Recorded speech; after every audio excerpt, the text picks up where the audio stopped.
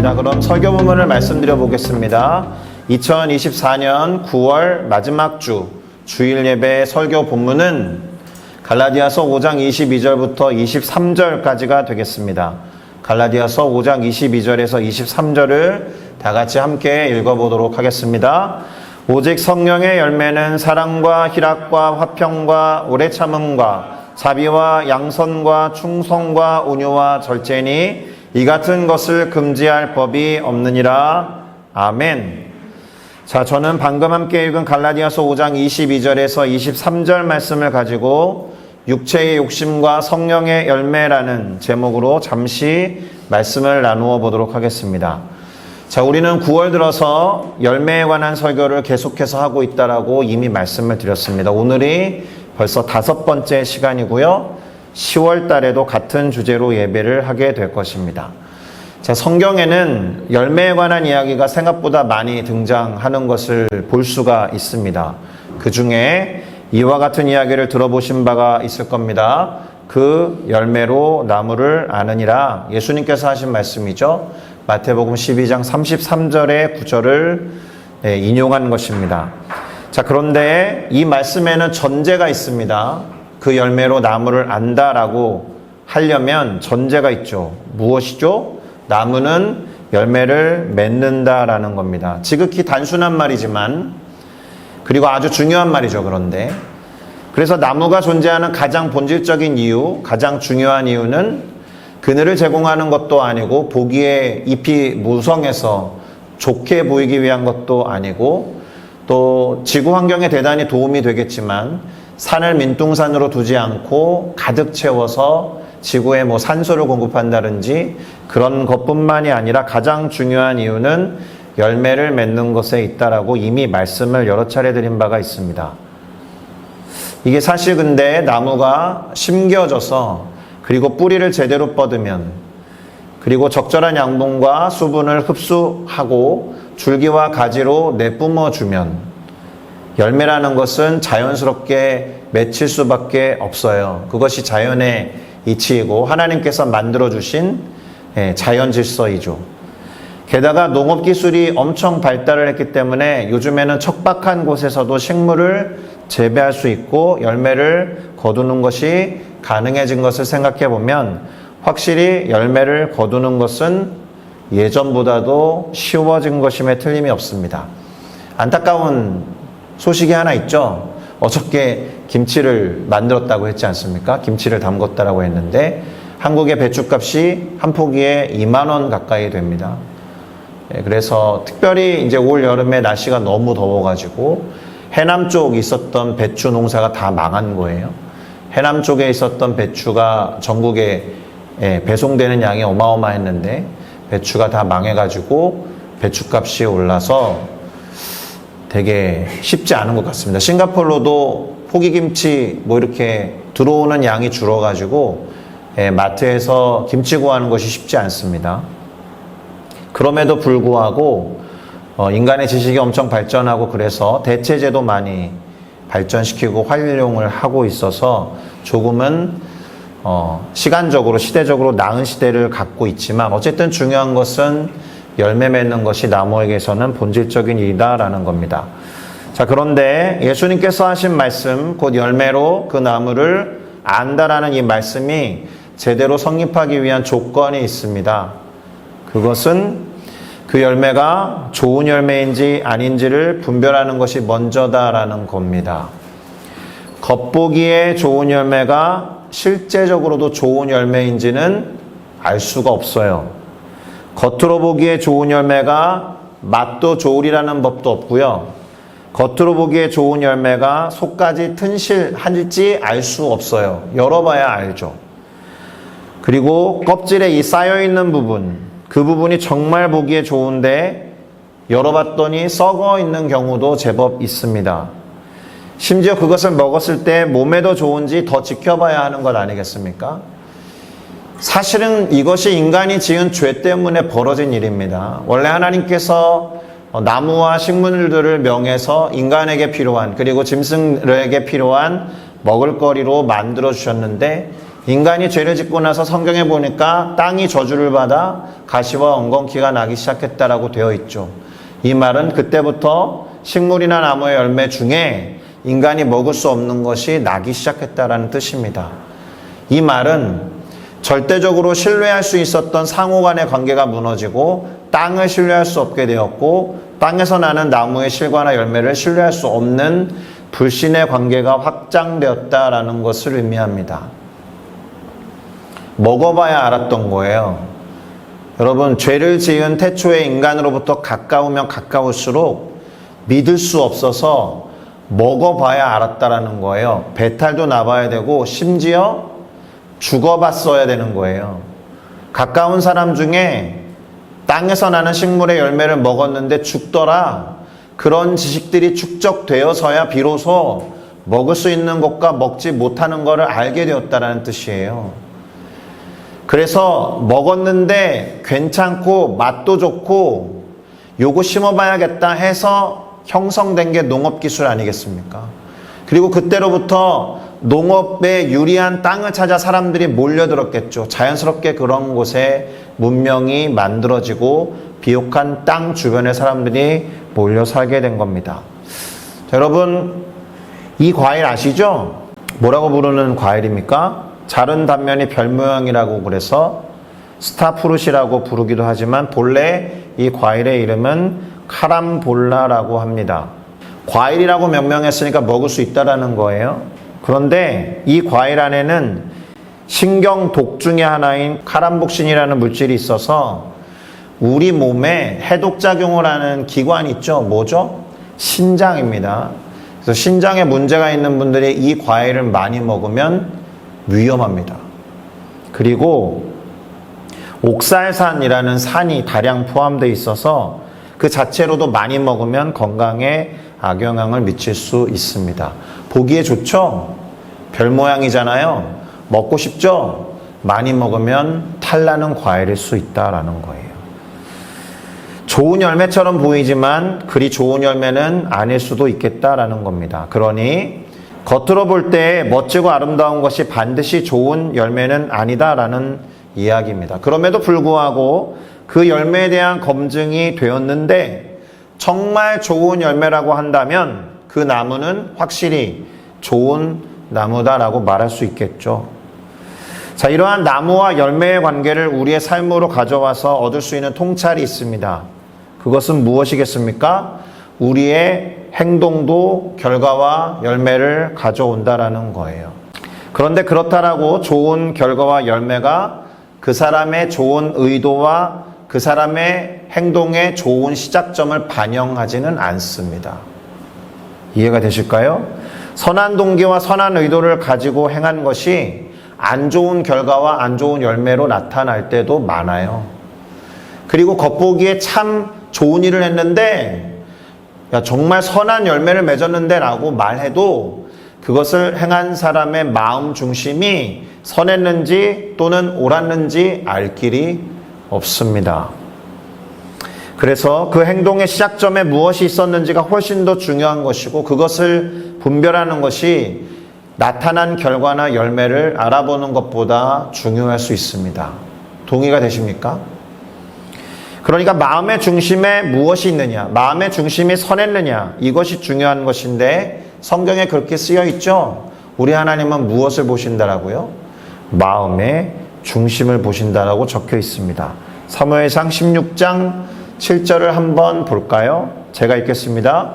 여호와께서 사무엘에게 이르시되 그의 용모와 키를 보지 말라. 내가 이미 그를 버렸노라. 내가 보는 것은 사람과 같지 아니하니 사람은 외모를 보거니와 나 여호와는 중심을 보느니라 하시니라. 아멘. 사무엘이 사울을 대신할 두 번째 왕을 세우기 위해서 이새라는 사람의 집을 방문했는데 눈에 들어온 훤칠한 사람이 보였습니다. 그 사람의 이름은 엘리압이었습니다. 그런데 하나님은 엘리압에 대해서 내가 이미 버렸다라고 말씀하신 거죠. 그의 용모와 키를 보지 말아라. 그건 상당히 훌륭하지만 그의 마음에 무엇이 있는지 하나님은 보셨고 그를 버렸다라고 되어 있습니다. 기분이 좀 좋지 않죠.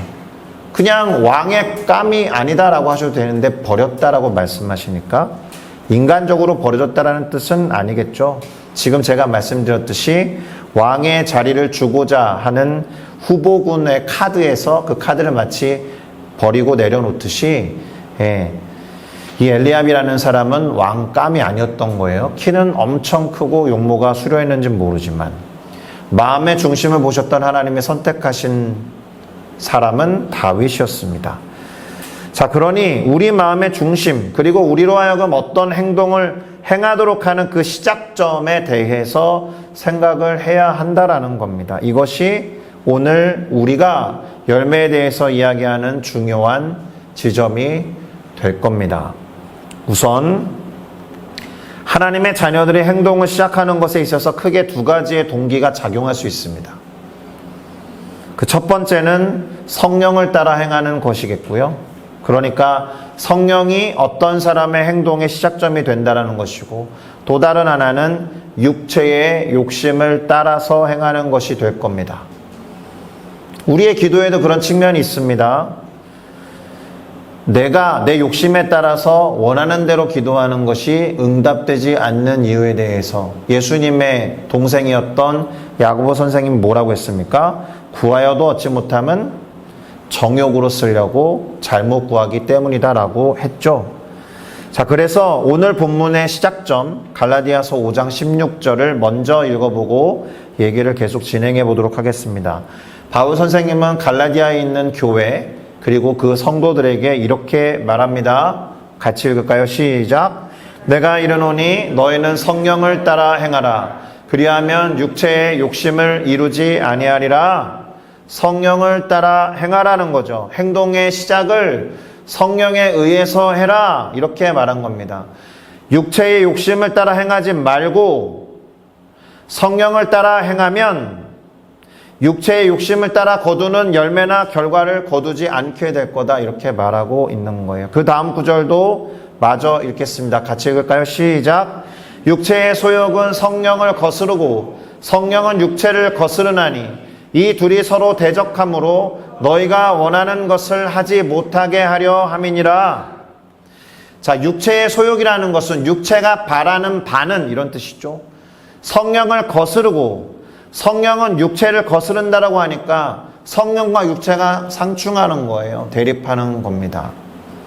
한쪽을 선택해서 그쪽으로 향하면 선택하지 않은 반대쪽으로부터는 멀어진다는 뜻입니다. 이쪽을 선택하면 선택하지 않은 그쪽으로부터는 멀어진다는 뜻이에요. 제가 그런 말씀 드린 적 있죠. 죄에 대해서 죄를 안 지어야지 고민하지 마시고 죄와 반대편에 계시는 하나님과 친밀한 관계를 더 형성하면 형성할수록 자연스럽게 죄로부터 멀어져 있을 것이다. 이런 비유로 설명할 수 있습니다. 밤에 잠들 잘 주무세요? 잠이 잘 안 오죠? 때때로. 그러면 자야 되는데 이런 생각을 하면 할수록 잠이 못 들어요. 더. 그럴 때는 우리 몸은 어차피 잠을 자게 되어 있기 때문에 그냥 잠이 안 오면 안 오는 대로 일어나서 건강한 뭔가를 하십시오. 그리고 잠이 올 때 잠 드시면 돼요. 죄에 대해서도 마찬가지예요. 죄에 대해서 너무 예민하게 굴어서 죄를 안 지어야지 하는 사람이 할 수 있는 최선은 뭐 같아요? 아무것도 안 하는 겁니다. 그렇지 않겠습니까? 죄를 안 지어야지 내가 뭐만 하면 죄를 지으니까 아무것도 안 해야겠다. 이럴 수 있어요.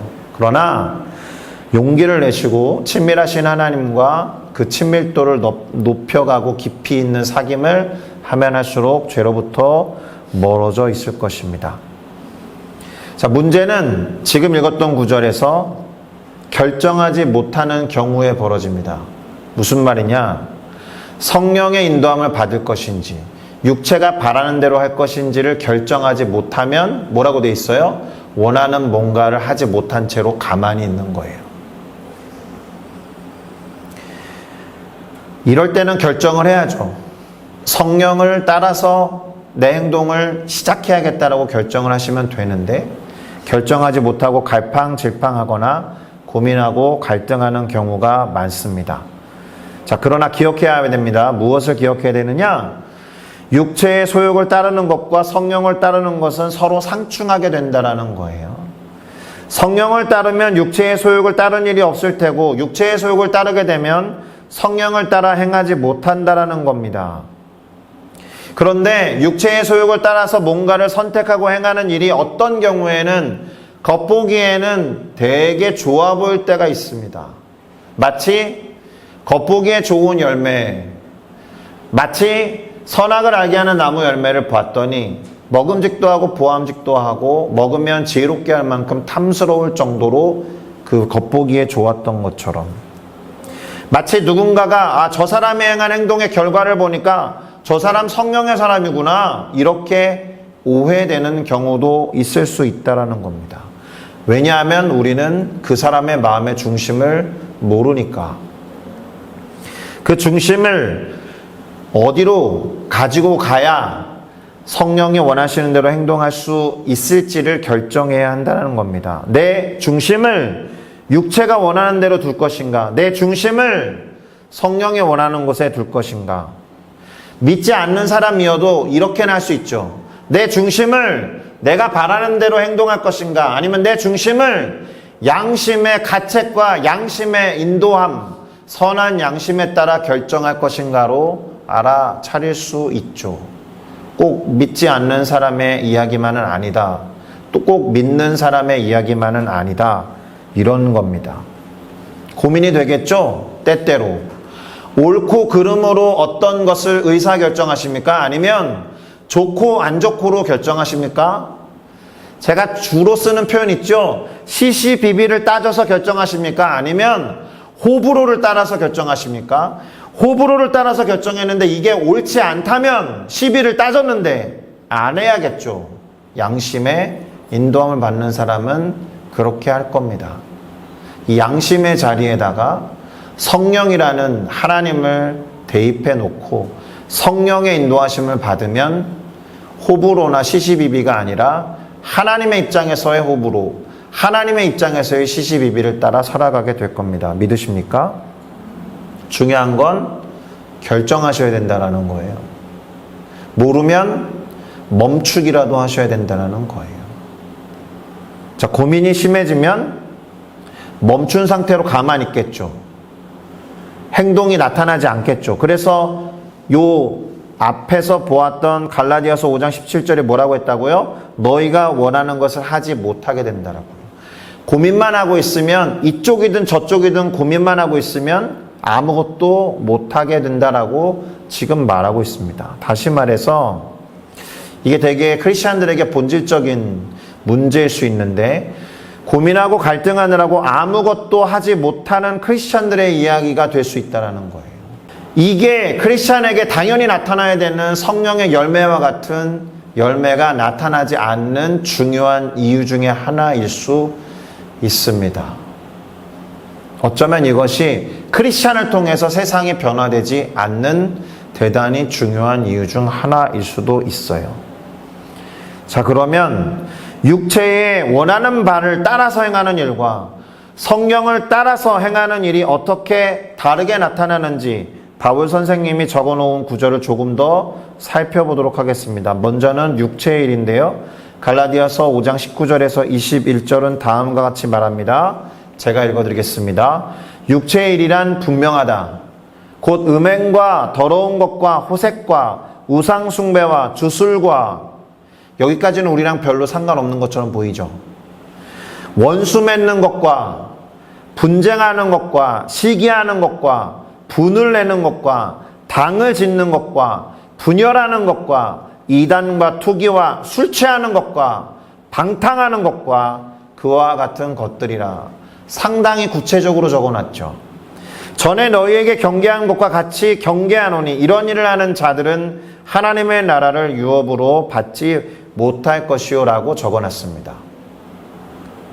특정 행동을 그대로 적어놓은 것처럼 보입니다. 어쩌면 바울 선생님이 봤을 때 갈라디아 교회의 성도들에게서 나타나고 있는 육체를 따라 행동했을 때 나타나는 죄와 같은 목록들을 다 언급한 것처럼 보입니다. 잘못돼서 나타나는 일처럼 보이는 것은 틀림없이 성령을 따라서 행한 것이 아니라 육체가 바라는 바대로 했을 때 나타나는 것임에 틀림이 없다. 이것을 말해주는 것처럼 보여요. 자, 그러면 성령의 열매는 어떤가요? 오늘 설교 본문 갈라디아서 5장 22절에서 23절을 다 같이 읽어보겠습니다. 시작. 오직 성령의 열매는 사랑과 희락과 화평과 오래 참음과 자비와 양선과 충성과 온유와 절제니 이 같은 것을 금지할 법이 없느니라. 아멘. 양선이 뭐예요? 굿네스니까 선함을 키워가는 겁니다. 선함을 확장시켜 나가는 것을 말합니다. 그런데 읽어보셔서 아시겠지만 육체를 따라 선택해서 했던 일들과 다른 점이 있어요. 구체적이지 않아요. 우상숭배와 음탕과 당 짓는 것과 분열과 시기와 이런 구체적인 행동을 묘사했던 것과 다르게 성령의 열매에 대해서는 성품을 말해주고 있지 구체적인 행동에 대해서는 말하고 있지 않다라는 겁니다. 이유가 무엇일까요? 성령을 따라 행하면 이와 같은 인격을 형성하게 된다라는 뜻입니다. 다시 말하면 성령을 따라 행하면 구체적으로 어떤 행동만 가지고 판단할 수 없다라는 거예요. 제가 오늘 이 교회를 나서서 밖에 나가가지고 누군가를 돕는 행위를 했다고 해서 제 안에 양선이 있다라고 말할 수 없다라는 겁니다. 단회적으로, 단발적으로, 이벤트성으로 한번 선한 일을 할 수 있죠. 그렇다라고 해서 저 사람 안에는 성령의 열매가 있구나 이렇게 말할 수 없기 때문에 행동의 구체적인 목록들을 이야기하기보다는 성령을 따라 행하는 사람들이 결국에 형성하게 되는 인품과 성품 중심으로 적어놨기 때문에 그래요. 이해가 되셨을까요? 그런데 특별한 점이 하나 더 있습니다. 많이 들어들 보셨을 텐데 성령의 열매라고 할 때 the fruit of the spirit 이라고 할 때 singular, 단수 명사를 썼다는 거예요. 9가지 열매라고 하면 복수 형태를 썼어야 될 것처럼 보이지만 성령의 열매는 하고 사랑과 희락과 화평과 오래 참음과 자비와 양선, 충성, 온유, 절제라는 9개의 복수를 언급해 놓고서 왜 성령의 열매에 대해서는 singular noun을 써놨을까? 중요합니다. 왜 중요할까요? 우리 이런 대답을 할 때가 많잖아요. 나는 충성은 좀 잘하는데 오래 참지는 못해. 사랑은 좀 하는 것 같은데 늘 기쁘지는 않아. 이렇게 9개를 구별해서 분리해서 말하는 습관이 있거든요. 그게 아니다라는 겁니다. 한 나무에서 9개의 열매가 날 수 있습니까? 9개의 사과는 날 수 있죠. 사과나무에서 포도와 딸기와 파인애플과 수박과 망고와 두리안과 귤과 밤이 날 수 있습니까? 찾아보세요. 해외 토픽감이죠. 인류의 식량 문제를 한방 해결할 수 있을 겁니다. 아마 이런 나무를 발견하게 된다면. 이렇게 말하지 않는 것과 마찬가지로 성령의 열매라고 할 때는 성령으로 인해서 나타나는 그 나무에서 나는 한 가지 열매인데 그 안에 다양한 성품과 인격이 묻어난다는 겁니다. 어떻게 정리할 수 있습니까? 9가지 중 하나가 아니라 그래서 그 중 하나만 맺혀도 좋은 것이 아니라 9개 중에 하나만 됐지 이런 게 아니라 성령의 열매가 갖는 맛이 그것을 통해서 드러나는 어떤 분위기와 품격이 다양하고 풍성하다는 의미가 될 겁니다.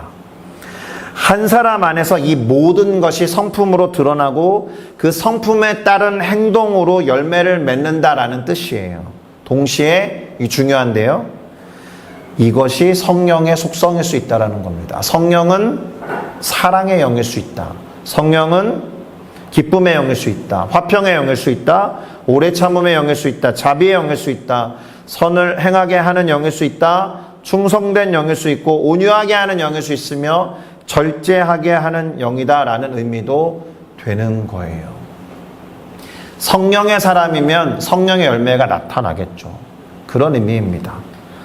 사랑이 동기가 되어서 나타나는 열매, 기쁨이 출발점이 되어서 나타나는 결과물, 화평을 통한 열매, 오래 참음, 자비, 양선, 충성, 온유, 절제가 출발점이 되어서 나타나는 구체적인 행동들에 대해서는 언급하지 않았지만 딱 보면 이제 알게 된다는 거예요.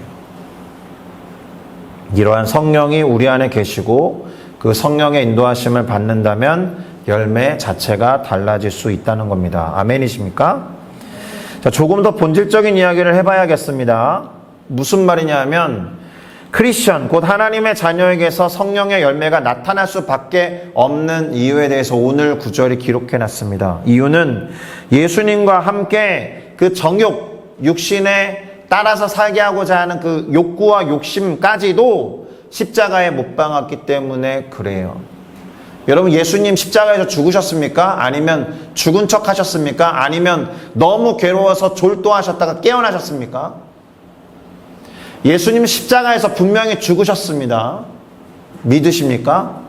예수님이 십자가에서 같이 달고 매달렸던 육체도 죽은 거예요. 그런데 정욕과 탐심도 십자가에 같이 못 박혔으면 죽은 거죠. 맞습니까? 오늘 설교 본문이 포함된 갈라디아서 5장 24절에 다음과 같이 말합니다. 같이 읽을까요? 시작! 그리스도 예수의 사람들은 육체와 함께 그 정욕과 탐심을 십자가에 못 박았느니라. 박았다가 못 떼놓고 다시 찾아와서 입었다는 게 아니잖아요. 예수님과 함께 죽었으니까 이것도 죽은 겁니다. 그와 같은 마음에 씨가 제거되었다라는 뜻입니다. 십자가에 못 박혀 예수님과 함께 죽었다. 자, 여러분, 존재하지 않는 씨가 열매를 맺을 리가 있습니까? 이거 예수님께서 씨 뿌리는 자의 비유에서도 말씀하신 것을 통해 알 수 있어요. 잘 아시죠? 마태복음 13장 3절부터 8절. 씨를 뿌리는 자가 뿌리러 나가서 뿌릴새 더러는 길가에 떨어짐에 새들이 와서 먹어버렸고 열매 못 맺는다는 얘기죠. 더러는 흙이 얕은 돌밭에 떨어짐에 흙이 깊지 아니하므로 곧 싹이 나오나 해가 돋은 후에 타서 뿌리가 없으므로 말랐고 열매 못 맺는다는 거죠. 더러는 가시떨기 위에 떨어짐에 가시가 자라서 기운을 막았고 열매 못 맺는다는 거예요. 더러는 좋은 땅에 떨어짐에 어떤 것은 100배, 60배, 30배의 결실을 맺느니라. 이 구절을 우리는 좋은 마음의 밭이 되어야 합니다라는 식으로 결론을 내리지만 보편적으로 적용할 수 있는 원리는 뭐예요? 씨가 사라지면 열매 못 맺는다는 거예요. 씨가 말라지면 열매 못 맺는다는 거예요. 우리 안에서 죄악의 씨앗이 제거되고 십자가에 못 박혀 존재하지 않게 되었음을 믿는다라면 죄의 열매를 맺을 가능성이 없어요. 실수할 수 있죠. 어떤 단편적인 행동이 조금은 부족할 수 있죠. 연약할 수 있어요. 그렇다라고 우리의 존재가 부정당하진 않습니다. 제가 이렇게 말했다라고 해서 그러니까 오늘부터 대충 사세요 이런 이야기 하는 거 아니잖아요. 내 안에 제거된 육체를 따라 살고자 하는 죄악의 씨가 뭘로 대체됐다라는 거예요? 성령으로 대체되었다라는 겁니다. 그래서 그 사실을 믿으면서 성령을 따라 행하면 그러한 열매를 맺게 될 것입니다. 믿으십니까? 그러니 오늘 본문이 포함된 갈라디아서의 나머지 부분 곧 5장 25절을 살펴보면 이렇게 결론을 내릴 수 있습니다. 만일 우리가 성령으로 살면 또한 성령으로 행할지니. 이 말이 뭐예요? 내 안에 성령이 계시면 우리의 행동의 시작점이 성령이어야 한다. 성령으로 행해서 나타나는 열매는 그래서 성령의 열매일 수밖에 없다라는 겁니다. 할렐루야. 정리하면서 이와 같은 말을 해보겠습니다. 성령으로 말미암아 거듭난 우리는 성령의 사람이겠죠. 그런 정체성을 가지고 살아가는 저와 여러분이 되셔야 합니다. 할렐루야. 이게 우리 존재의 시작점이에요.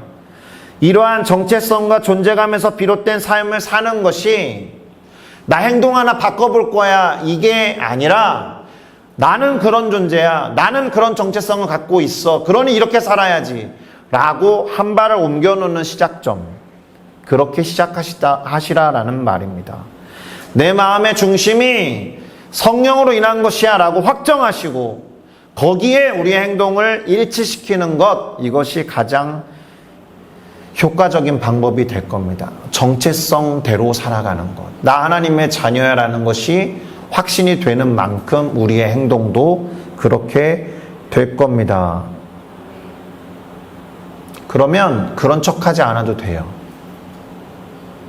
미운 오리 새끼가 겉으로 봤을 때는 이상하기도 하고 보기에 좀 그랬지만 그 오리 새끼의 정체성은 백조였던 것처럼 우리가 하나님의 자녀라면, 그런 믿음이 있고 확신이 있다면 우리의 행동도 결국에는 그렇게 될 거다라는 기대와 소망을 품으셔야 합니다. 할렐루야. 자, 정리를 해보겠습니다. 모든 행동들에는 결과와 열매가 나타납니다. 그러면 성령을 따라 행하는 행동도 결과와 열매가 나오겠죠. 동의하시죠? 그러면 그 행동이 성령을 따라 행동한 것이면 성령의 열매가 맺겠죠. 당연한 겁니다. 선한 동기에서 시작한 행동이 때때로 좋은 결과와 열매를 맺지 못하지만 이건 확실합니다. 성령을 통한 시작점이었다면 그건 확실히 성령의 열매를 맺는다라는 겁니다. 겉으로 보기에 좋은 열매가 맛도 좋고 속까지 튼실하지는 않을 테지만 성령의 열매는 다릅니다. 성령으로 살아서 성령으로 행한 결과는 반드시 좋은 열매가 될 것이다 라고 믿으셔야 합니다. 할렐루야. 그리고 그 열매를 통해서 우리는 성령이 어떤 분이신지를 알 수 있습니다. 우리만 알 뿐만이 아니라 우리를 통해서 다른 사람들도 성령이 어떤 분이신지 알게 될 겁니다. 성령이 예수를 증언하시는 영이기도 하지만 우리 안에 맺혀지는 사랑과 희락과 화평과 오래 참음과 자비와 양성과 충성과 온유와 절제를 통해 이 열매를 맺게 하시는 존재가 그런 존재구나를 다른 사람들도 알게 될 겁니다. 할렐루야. 성령의 열매를 통해서 거꾸로 성령이 어떤 분이신지를 아는 것처럼 성령의 열매를 통해서 거꾸로 우리의 존재와 정체성이 무엇인지를 알 수 있다. 여기에 소망과 기대와 열망이 있습니다. 그렇게 되면 육신의 욕심을 이루고자 하지 않을 거예요. 왜냐? 우리의 정체성이 그게 아니라는 것을 인정했기 때문에. 성령을 따라 행하는 것과 육체를 따라 행하는 것 사이에 고민하거나 갈등하는 일도 줄어들 겁니다. 그래서 성령을 따라 행하는 삶을 통해 자연스럽게 죄로부터 멀어질 것이고 하나님이 원하시는 열매를 풍성하게 거두게 될 겁니다. 그러니 성령을 의지하셔야죠. 맨날 성령 충만을 위해서 기도하자고 하는데 뭐 특별한 이유가 있습니까? 이게 아니라 이것만큼 중요한 것이 없어요. 성령의 열매를 위해서 행동을 결단하시고 지금 당장 요 둘 사이에서 고민과 갈등을 멈춰주시면 좋겠습니다. 할렐루야. 지금 결정하세요. 하나님, 나는 성령의 인도하심을 받는 하나님의 자녀입니다. 그러니 성령을 의지합니다. 성령에 의해서 저의 행동을 시작하겠습니다. 지금 기도로 결단하는 저와 여러분이 되시기를 예수 그리스도의 이름으로 축복합니다. 기도하시겠습니다.